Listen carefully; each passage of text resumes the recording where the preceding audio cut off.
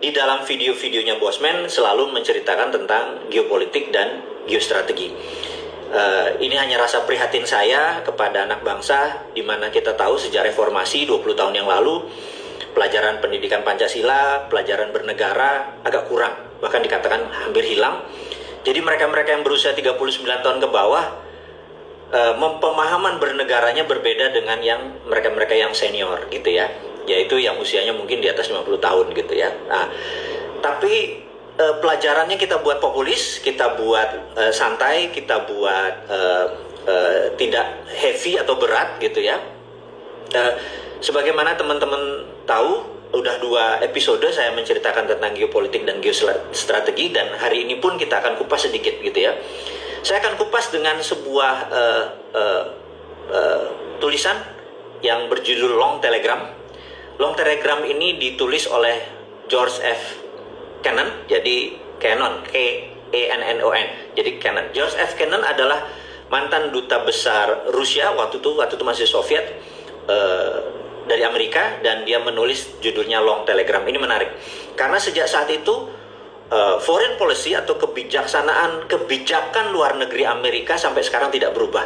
Saya sengaja memberikan pelajaran ini dari Amerika dulu, kemudian baru Anglo-Saxon, Inggris, kemudian baru kaum Arya, Jerman, Rusia, dan lain sebagainya, dan terakhir kita-kita yang kaum kulit berwarna ini yang sama mereka orang kulit putih tidak dianggap gitu ya. Saya harus menceritakan ini apa yang mereka pikirkan, bukan apa yang kita tahu. Sekali lagi, saya banyak belajar dan banyak membaca, banyak berdiskusi dengan teman-teman urusan geopolitik dan geostrategi, dan sudah 18 tahun per hari ini. Jadi rasanya itu dari bawah sadar saya kalau bicara begini. Oke, balik lagi ke informasi yang George F. Kennan tadi. Dia mengatakan bahwa Amerika itu memiliki 5,7% populasi dunia. Ini tahun 40 ya. Ini adalah tahun 40-an, hampir tahun 50-an, 49 atau 47 saya lupa. Amerika itu memiliki 5,7% populasi dunia, tapi menguasai 65% world wealth atau kekayaan dunia gitu. Dan ada kata-kata yang setelah itu yang menjadi patokan adalah we want to keep it that way forever. Jadi Amerika ingin selama-lamanya menguasai 65% ekonomi dunia atau world wealth atau kekayaan dunia, dan itulah yang membuat mereka selalu menjadi polisi dunia, selalu ingin mengontrol dunia.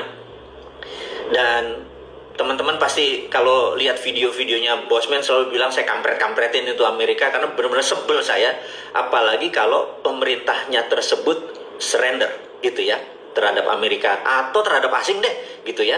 Misalnya di zaman sebelum Pak Jokowi misalnya gitu, pemerintahannya Pak SBY gitu ya. Anda bisa lihat rekam jejak saya juga tuh, cuman ya karena tidak ada sosial media sebagus sekarang mungkin tidak banyak tercatat, tetapi di situ pun saya termasuk orang yang kenceng gitu ya, tidak setuju. Contoh. Saya adalah penentang tahun 2002 sewaktu Undang-Undang 45 mau diubah menjadi Undang-Undang 2002. Anda semua pasti lupa sejarah itu. Saya bisa sebut nama-nama mereka. Kita berada di gedung DPR pun, tapi jam 7:30 intinya tidak terjadi aja kita ngepung DPR. Itu udah selesai. Tapi kita berangkat adalah mengingatkan kita tidak setuju Undang-Undang 45 diubah menjadi Undang-Undang 2002. Karena Undang-Undang 2002 kalau disetujui, sekali lagi ini kan kita bicara sebelum disetujui, akan menjadi begini. Begini itu persis seperti Indonesia saat ini gitu ya. Dan itu kita cuman ngurut dada gitu ya. Nah, apa sih yang terjadi sebenarnya di Undang-Undang 2002 yang saat ini dipakai di Indonesia? Jadi gini, Undang-Undang 2002 itu merubah drastis sekali aturan main bernegara di Indonesia. Nomor 1, kita pemilihan kepala daerah dan pemilihan presidennya menjadi direct voting, one man one vote, atau dalam bahasa kerennya adalah popular vote. Dan saya tidak setuju popular vote. Negara Amerika yang katanya biangnya demokratis saja tidak popular vote, mereka pakai electoral vote. Saya pengennya 2024 kita tidak pakai lagi electoral vote, tidak pakai lagi popular vote, tapi electoral vote. Saya ceritakan dulu kenapa. Kalau popular vote, maka yang jadi presiden Indonesia atau menjadi kepala daerah adalah orang yang populer, bukan orang yang soleh, bukan orang yang pinter, bukan orang yang berpengalaman, tetapi orang yang populer.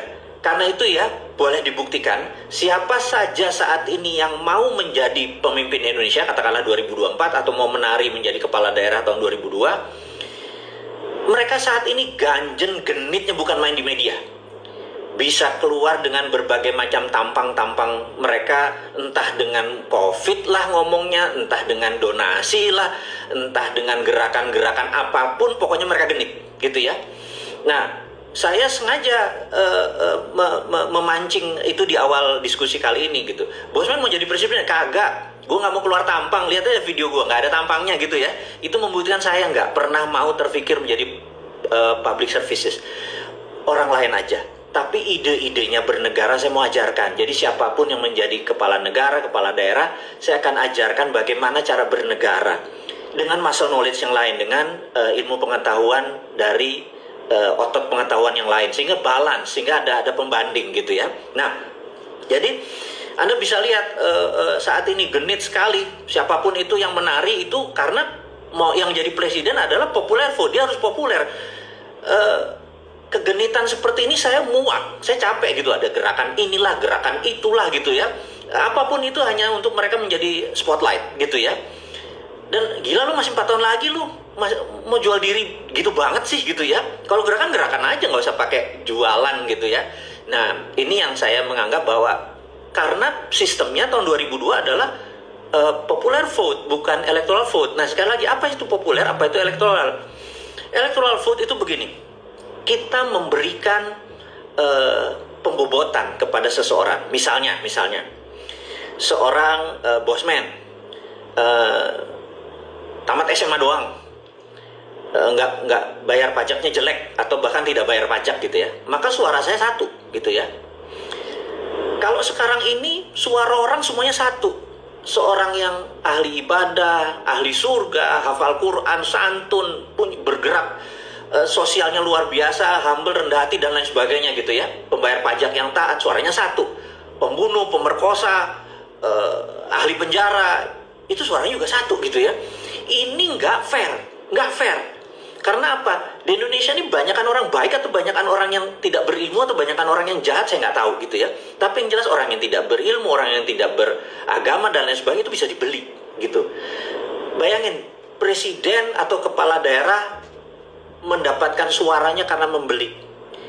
Itu nggak jujur banget gitu ya. Gimana bisa menjadi bangsa besar kita gitu. Nah, kalau electoral vote misalnya, kalau dia sarjana kayak tadi bosman suaranya satu, tapi kalau dia sarjana S1 gitu misalnya, dia suaranya 2. Sarjana S2 dia suaranya 3. Sarjana S3 suaranya jadi 4. Terus sarjana S3 dia membayar pajak 1 miliar setahun, suaranya jadi 17 gitu.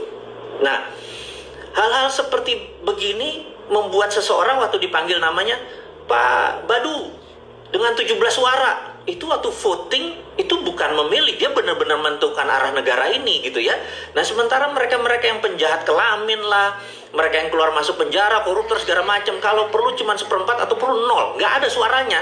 Orang-orang yang yang kriminal seperti itu, karena apa? Gimana mereka? Oke lah, mereka diwakili karena mereka warga negara Indonesia. Ya tapi jangan satu suaranya, 1/4 gitu, atau 1/10 gitu. Alias 10 orang mereka baru 1 suara gitu ya.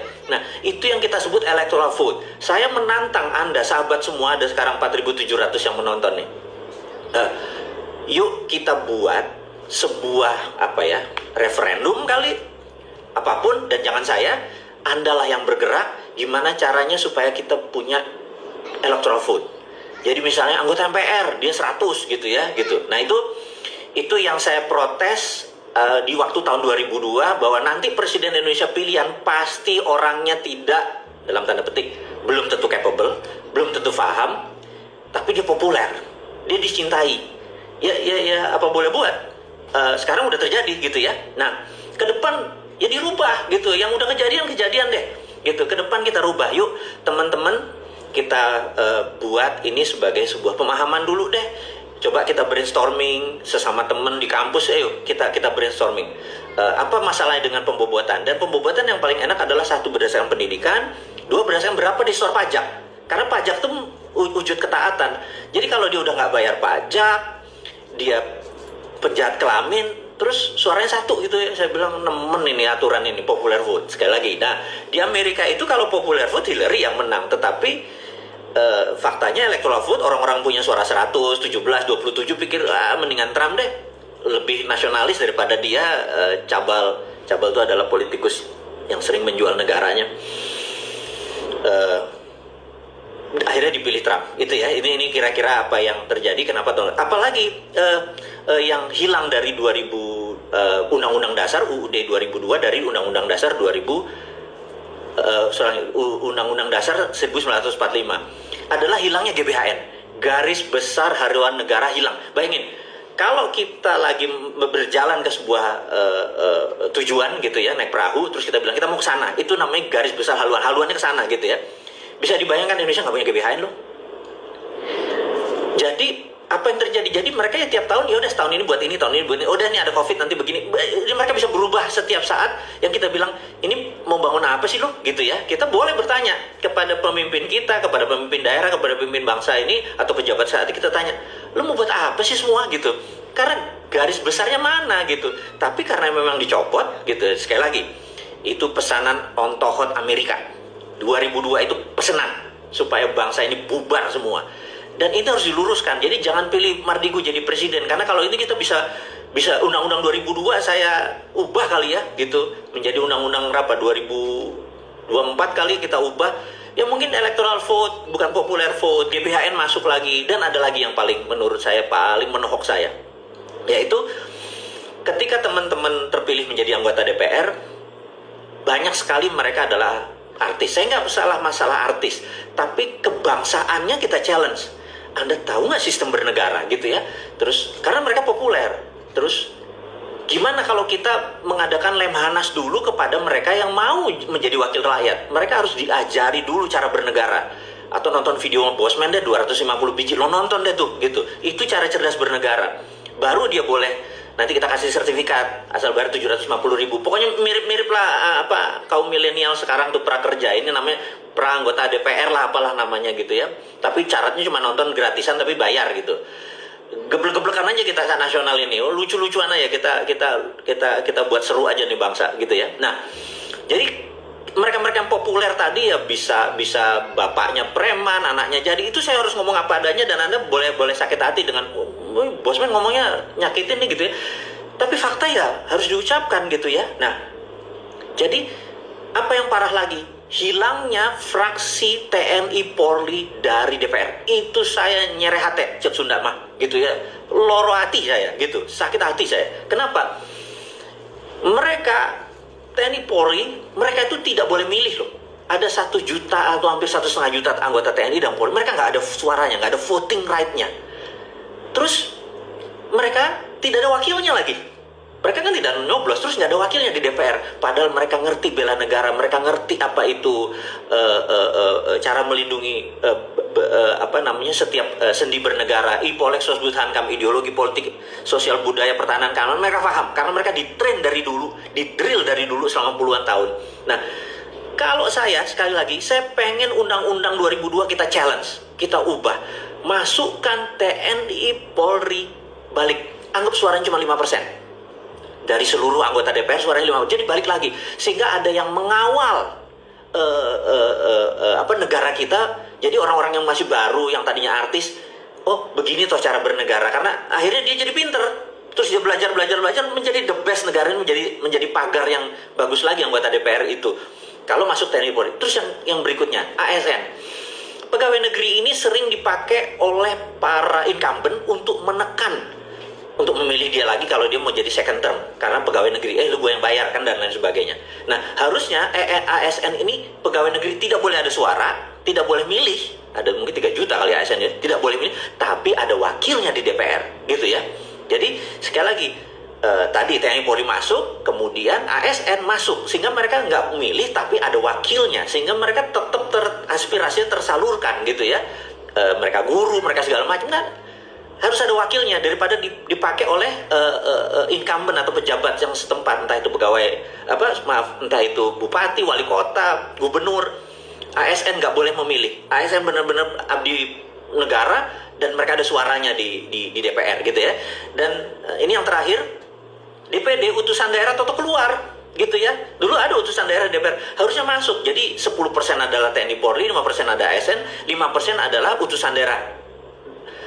Ini adalah 20%. Yang 80%-nya adalah DPR yang sekarang dipilih gitu ya. Itu ada di DPR tingkat 1, DPRD tingkat 1, DPR tingkat 2, dan DPR pusat. Kalau hal ini terjadi, ini menjadi game changing. Negara menjadi keren menurut saya ya, menurut saya. Jadi nah jadi kalau ditanya, saya dulu menolak yang 2002 karena akan begini, tapi udah terjadi.